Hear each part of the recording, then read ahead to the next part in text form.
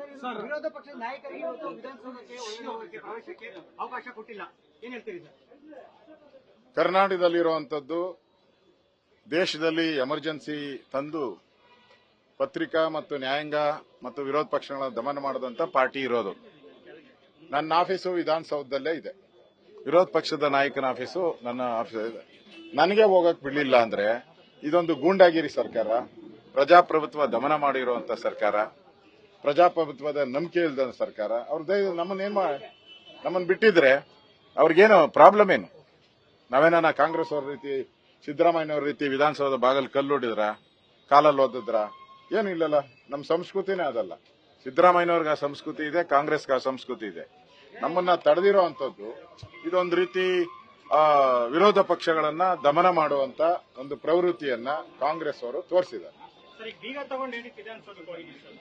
ಬೀಗ ಯಾಕೆ ತಗೊಂಡು ಹೋಗಿದ್ರಿ ಅಂದ್ರೆ ಇವರು ಡೆಲ್ಲಿಗೆ ಹೋಗಿ ದೇಶವನ್ನ ತೋಡುವಂತ ಮಾಡಕ್ ಹೋಗ್ತಾ ಇದ್ದಾರೆ. ಡಿ.ಕೆ. ಸುರೇಶ್ ಅವರ ಹೇಳಿಕೆಯನ್ನ ಬೆಂಬಲಿಸಿ 136 ಜನ ಎಂಎಲ್ಎಗಳು ಹೋಗಿದ್ದಾರೆ ಡೆಲ್ಲಿಗೆ. ರಿಯಲ್ ಆಗಿ ಹೋಗಿರೋದು ಅದಕ್ಕೆ. ಡೆಲ್ಲಿಯಲ್ಲಿ ಹೋಗಿ ದೇಶ ವಿಭಜನೆಗೆ ಹೋಗಿದ್ದಾರೆ. ಯಾಕಂದ್ರೆ ಹಿಂದೆ ಜಿನ್ನಾನು ಕೂಡ ಡೆಲ್ಲಿಗೆ ಬಂದು ದೇಶ ವಿಭಜನೆಯನ್ನ ಕೇಳಿದ್ದ. ಈ ಕಾಂಗ್ರೆಸ್ ಅವರು ಅದೇ ರೀತಿ DNA ಇರತಕ್ಕಂತ ಕಾಂಗ್ರೆಸ್ ಅವರು ಅವ್ರಿಗೆ ದೇಶ ವಿಭಜನೆ ಮಾಡುವಂತದ್ದು ಒಂದು ರಕ್ತಗತವಾಗಿ ಅವ್ರಿಗೆ ಬಂದ್ಬಿಟ್ಟಿದೆ. ಈಗ ಒಬ್ಬ MLA ಕೂಡ, ಬೆಳಗಾವಿ MLA ಯಾರವರು, ವಿನಯ್ ಕುಲಕರ್ಣಿ, ಅವರನ್ನು ಒಂದು ಹುಬ್ಳಿ ಧಾರವಾಡ ಒಂದು ದೇಶ ಆಗಬೇಕು ಅಂತ ಅವರು ಹೊರಟಿದ್ದಾರೆ. ಡಿ.ಕೆ. ಸುರೇಶ್ ಅವರು ಕನಕಪುರನೇ ಒಂದು ದೇಶ ಮಾಡಕ್ಕೆ ಹೊರಟಿದ್ದಾರೆ. ಎಲ್ಲ ಯಾಕೆ ಅಂದ್ರೆ ಇವರೆಲ್ಲ ಯಾಕೆ ಮಾಡ್ತಾ ಇದ್ದಾರೆ ಗೊತ್ತಲ್ಲ. ಇಂಡಿವಿಜುವಲ್ ಇವ್ರದೆಲ್ಲ ವೈಯಕ್ತಿಕ ಸಾಧನೆಗಳಿಗೋಸ್ಕರ ಮಾಡ್ತಾ ಇದ್ದಾರೆ ಇವರೆಲ್ಲ. ಈಗ ದೇಶ ಭಾರತ ನಮ್ಮದದು. ಭಾರತ ಮಹಾತ್ಮ ಗಾಂಧೀಜಿ ಇರ್ಬೋದು, ಜವಾಹರ್ಲಾಲ್ ನೆಹರು ಇರ್ಬೋದು, ಅವರೆಲ್ಲರೂ ಕೂಡ ದೇಶಕ್ಕೆ ಹೋರಾಟ ಮಾಡಿದ್ದಾರೆ. ಅವ್ರ ಪಾರ್ಟಿಯವರು ಇದ್ರು. ಅವರು ಮಹಾತ್ಮ ಗಾಂಧೀಜಿ ಏನು ಅವ್ರ ಪಾರ್ಟಿ ಅಲ್ಲ. ಸರ್ದಾರ್ ವಲ್ಲಭಾಯ್ ಪಟೇಲ್ ಅವರು ಇರ್ಬೋದು, ಭಗತ್ ಸಿಂಗ್ ಇರ್ಬೋದು, ಇವರೆಲ್ಲರ ಬಲಿದಾನದಿಂದ ಇವತ್ತು ನಮ್ಗೆ ಸ್ವಾತಂತ್ರ್ಯ ಸಿಕ್ಕಿದೆ. ಆ ಸ್ವಾತಂತ್ರ್ಯ ಸೇನಾನಿಗಳು ನಮ್ಮ ಕರ್ನಾಟಕದಲ್ಲೂ ಕೂಡ ಲಕ್ಷಾಂತರ ಸ್ವಾತಂತ್ರ್ಯ ಹೋರಾಟಗಾರರಿದ್ದಾರೆ. ಅವರೆಲ್ಲರಿಗೂ ಕೂಡ ಅವಮಾನ ಮಾಡಿದ್ದಾರೆ. ಈ ಸ್ಟೇಟ್ಮೆಂಟ್ ಕೊಟ್ಟು ದೇಶ ವಿಭಜನೆ ಆಗಬೇಕು, ಆದ್ರೆ ಏನ್ ತಪ್ಪು ಅಂತ ಹೇಳಿದ್ದಾರೆ. ಇವತ್ತು ಅವ್ರ MLA, ಕಾಂಗ್ರೆಸ್ MLA ಆದ್ರೆ ಏನ್ ತಪ್ಪು ಅಂತ ಕೇಳಿದ್ದಾರೆ. ಆಯ್ತಪ್ಪ, ನಾಳೆ ಟಾಟಾ ಇದಾನೆ, ಟಾಟಾ ಬಿರ್ಲಾ ಅವ್ರ ಆಫೀಸು ಕರ್ನಾಟಕದಲ್ಲೂ ಇದೆ. ಅವ್ರು ಹೇಳ್ತಾರೆ ನಮ್ಮ ಟ್ಯಾಕ್ಸು ನಮ್ಮ ಕಂಪನಿಗೆ ಅಂತ. ಯಾರು ಕೊಡ್ತೀರಾ ಅವಾಗ? ಬೆಂಗಳೂರಲ್ಲಿ ನಮ್ಮ ರೋಡ್ಗಳಿದೆ, ಬಹಳಷ್ಟು ಜನ ಒಳ್ಳೊಳ್ಳೆ ಸದಾಶಿವನಗರದಲ್ಲಿ ಟ್ಯಾಕ್ಸ್ ಒಂದೊಂದು ಬಿಲ್ಡಿಂಗು ಕೂಡ ಚುನಾವಣೆ. ಸದಾಶಿವನಗರ ಅಲ್ಲೇ ಡಿ.ಕೆ. ಶಿವಕುಮಾರ್ ಅವರು ಇರೋದು, ಡಿ.ಕೆ. ಸುರೇಶ್ ಅವರು ಅಲ್ಲೇ ಇರೋದು. ನಾಳೆ ಬಂದ್ಬಿಟ್ಟು ಇಡೀ ಸದಾಶಿವನಗರದಲ್ಲಿ ನಾವು ಟ್ಯಾಕ್ಸ್ ಕಟ್ತೀರಿ, ಹೈಯೆಸ್ಟ್ ಎಲ್ಲ ಹಣವನ್ನ ಸದಾಶಿವನಗರಕ್ಕೆ ಕೊಡಬೇಕು ಅಂದ್ರೆ ಸ್ಲಮ್ಗಳ ಕತೆ ಏನು? ಬಡವರ ಕಾಲೋನಿಗಳ ಕತೆ ಏನು? ವಿದ್ಯಾಭ್ಯಾಸದ ವಿದ್ಯಾರ್ಥಿಗಳ ಕತೆ ಏನು? ಇದೆಲ್ಲ ನಾಟಕ. ಸಿದ್ದರಾಮಯ್ಯನಿಗೆ ಇವೆಲ್ಲ ಗೊತ್ತಿಲ್ವಾ? ಮೋದಿ ಮುಂದೆ ಮಾತಾಡೋ ಧೈರ್ಯ ಇಲ್ಲ. ನಾವು ಪ್ರತಿಭಟನೆ ಮಾಡ್ತಾ ಇದೀವಿ ಅಂತ ಅವರು ಬೆಂಗಳೂರಲ್ಲಿ ಪ್ರತಿಭಟನೆ ಮಾಡ್ತಾ ಇದಾರೆ ಅಂತ ಹೇಳ್ತಾ ಇದ್ದಾರೆ. 14 ಬಾರಿ ಬಡ್ಜೆಟ್ ಬಂದಿರೋರು ನಿಮ್ಗೆ ಮಾತಾಡಕ್ಕೆ ದಮ್ಮಿಲ್ಲ ಅಂದ್ರೆ ನಿಮ್ಗೆ ದಮ್ ಬೇಕಲ್ಲ ರೀ. ಮೊನ್ನೆ ಬಂದಿದ್ರಲ್ಲ, ಮೊನ್ನೆ ಏರ್ಪೋರ್ಟ್ ಬಂದಾಗ ಮಾಡ್ಬೇಕಾಯ್ತು, ದಮ್ ತೋರ್ಸ್ಬೇಕಾಯ್ತು. ಇವರು ಮೋದಿ ಅವ್ರ ಜೊತೆ ಬೇಕಾದಷ್ಟು ಫಂಕ್ಷನ್ ಬಂದಿದಾರಲ್ಲ, ಯಾರು? ಸಿದ್ದರಾಮಯ್ಯನವರು. ಅವಾಗ ಯಾಕೆ ದಮ್ ತೋರ್ಸಿಲ್ಲ? ಅವಾಗ ಸೈಲೆಂಟ್. ಅವಾಗ ನಮಸ್ಕಾರ ನಮಸ್ಕಾರ ನಮಸ್ಕಾರ ನಮಸ್ಕಾರ, ಏನ್ ವಿಧೇಯತೆ. ಈಗ ವೈಬಂಟ್ ಏನು ಹೂ ಅಂತ ಅವ್ರೆ. ಈ ಹೂವನ್ನ ಮೋದಿ ಅವ್ರು ಬಂದಾಗ ಯಾಕೆ ಮಾಡ್ಲಿಲ್ಲ ನೀವು? ನಮಗೆ ಹೇಳ್ತಿರಲ್ಲ, ನೀವ್ಯಾಕ್ರಿ ಮಾಡಿಲ್ಲ? ನೀವು ವಿರೋಧ ಪಕ್ಷ ತಾನೆ, ನೀವ್ಯಾಕೆ ಮಾಡ್ಲಿಲ್ಲ? ನಿಮ್ಗೆ ಕೇಂದ್ರ ಸರ್ಕಾರ ಏನು ಅನುದಾನ, ನಿರ್ಮಲಾ ಸೀತಾರಾಮನ್ ಸ್ಪಷ್ಟವಾಗಿ ಹೇಳಿದ್ದಾರೆ, ರಾಜ್ಯಕ್ಕೆ ಏನು ಅನುದಾನ ಬಿಡಬೇಕೋ ಎಲ್ಲ ಅನುದಾನವನ್ನ ಬಿಡುಗಡೆ ಮಾಡಿದೀನಿ ಅಂತ. ಅದಕ್ಕೆ ತಯಾರಿಲ್ಲ. ಅವ್ರಿಗೆ ಮನಮೋಹನ್ ಸಿಂಗ್ ಹೆಸರು ಹೇಳಿದ್ರೆ ಹಳೇದ್ ಬಿಡ್ರಿ ಅಂತಾರೆ. ಏನ್ ಮೋದಿ ಹೊಸದ? ಮೋದಿನೂ 10 ವರ್ಷದಿಂದ ಪ್ರಧಾನಮಂತ್ರಿಗಳಾಗಿದ್ದಾರಪ್ಪ. 10 ವರ್ಷದ ನಾವು ಬಿಡುಗಡೆ ಮಾಡಿದಾರಲ್ಲ. ಮೋದಿ 10 ವರ್ಷದಲ್ಲಿ 2,43,000 ಕೋಟಿ ಬಿಡುಗಡೆ ಮಾಡಿದ್ದಾರೆ. ಮನಮೋಹನ್ ಸಿಂಗ್ 80,000 ಬಿಡುಗಡೆ ಮಾಡಿದ್ದಾರೆ. ಉತ್ತರನೇ ಇಲ್ಲ ಇದಕ್ಕೆ. ಅವರು ಇನ್ನೂ ಉತ್ತರ ಕೇಳಕ್ ಹೋಗಿ ಅವಾಗ ಬೆಲೆ ಏರಿಕೆ ಅದು ಇದು ಅಂತ ಹೇಳ್ತಾರೆ. ನೀವ್ ಹೇಳ್ರಿ, ರೈಲ್ವೆಗೆ ಎಷ್ಟು ಕೊಟ್ಟಿದ್ದಾರೆ? ಮನಮೋಹನ್ ಸಿಂಗ್ 10 ವರ್ಷ ಇದ್ರಪ್ಪ. ಕರ್ನಾಟಕದಲ್ಲಿ ಎಷ್ಟು ಹಣ ಬೇಡ, ಎಷ್ಟು ಕಿಲೋಮೀಟರ್ ಹೇಳಿ? ಎಷ್ಟು ಕಿಲೋಮೀಟರ್ ಮನಮೋಹನ್ ಸಿಂಗ್ ಇದ್ದಾಗ ರೈಲ್ವೆ ಯೋಜನೆ ಆಯ್ತು? ನ್ಯಾಷನಲ್ ಹೈವೇಸ್ ಗಡ್ಕರಿ ಅವರು ಬಂದಾಗ ಎಷ್ಟು ಕಿಲೋಮೀಟರ್ ಆಗಿದೆ? ಕಾಂಗ್ರೆಸ್ ಅವರು ಇದ್ದಾಗ ಎಷ್ಟು ಕಿಲೋಮೀಟರ್ ಇಷ್ಟ ಹೇಳಿ. ಹಣ ಹೋದ್ರೆ ಅವರು ಅದಾರ ಸರಿ ಇಲ್ಲ ಅಂತಾರೆ. ಈಗ ಪೆದ್ದಂಗೆ ಆಡಳಿತ ಮಾಡಿದಾರಂತೆ ಬಿಎಸ್ವೈ ಮತ್ತೆ ಬೊಮ್ಮಾಯಿ ಪೆದ್ರಂತೆ ಸರ್.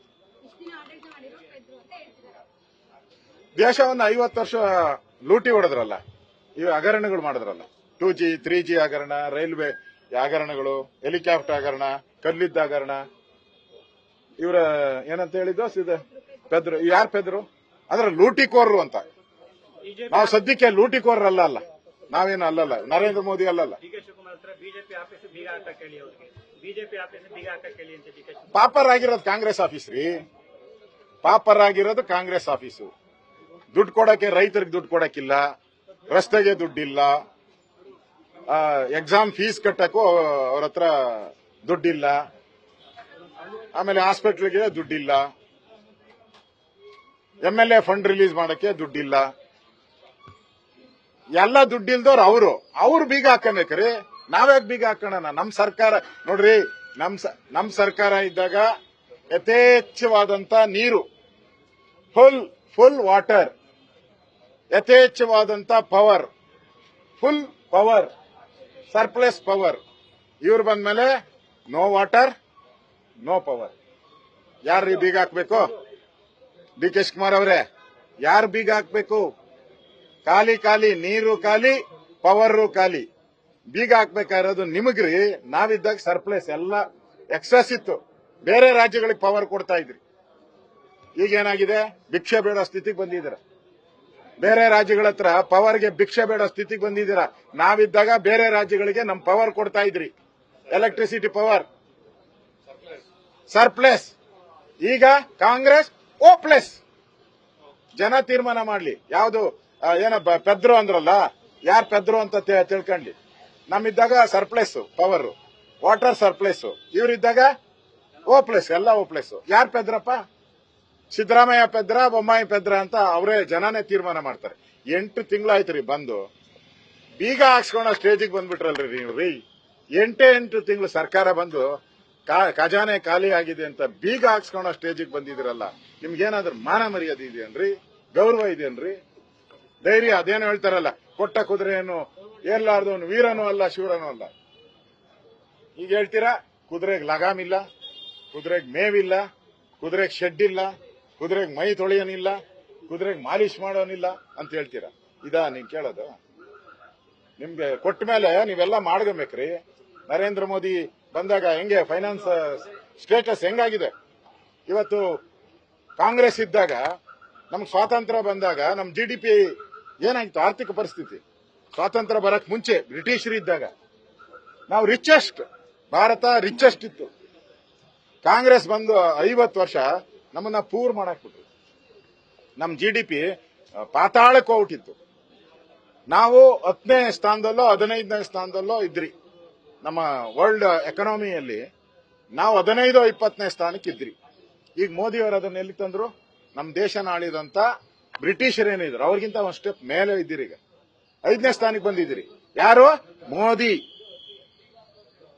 ಮೋದಿ ಆರ್ಥಿಕ ಸಂಪನ್ಮೂಲವನ್ನ ಕ್ರೋಢೀಕರಿಸಿದ್ದು ಮೋದಿ, ಸಮರ್ಥ ನಾಯಕತ್ವ ಕೊಟ್ಟಿದ್ದು ಮೋದಿ, ಭಾರತವನ್ನ ವಿಶ್ವಗುರು ಮಾಡಿದ್ದು ಮೋದಿ, ಅಭಿವೃದ್ಧಿಯನ್ನ ಮಾಡ್ತಾ ಇರೋದು ಮೋದಿ, ರಾಮ ಮಂದಿರ ಕಟ್ಟಿದ್ದು ಮೋದಿ, ಕಾಶ್ಮೀರವನ್ನ ಭಾರತಕ್ಕೆ ಸೇರಿಸಿದ್ದು ಮೋದಿನೇ ಗೆಲ್ಲದು. ಖರ್ಗೆ ಸಾಹೇಬರು ಹೇಳಿದರೆ 400 ಸೀಟ್ ಬಿಜೆಪಿ ಬರುತ್ತೆ ಅಂತ. ಖರ್ಗೆ ಅವರಿಗೆ ಜೈ.